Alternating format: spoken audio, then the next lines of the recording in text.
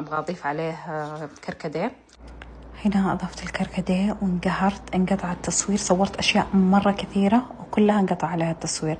طبعا أضفت الكركديه خليته يطبخ شوية، وهنا خلطت الزيت مع الأعشاب كويس. بهذا الشكل تقدرون تحتفظون فيه إلى سنة.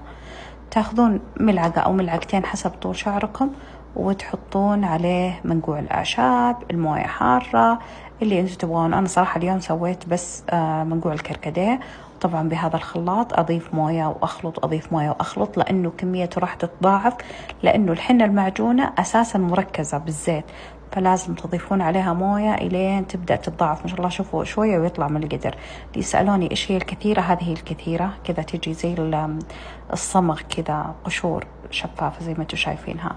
طبعا رجعت وطبخت الحنة. أكيد شوفوا لونها كيف كان أخضر في البداية، والحين يبدأ يصير لون البني.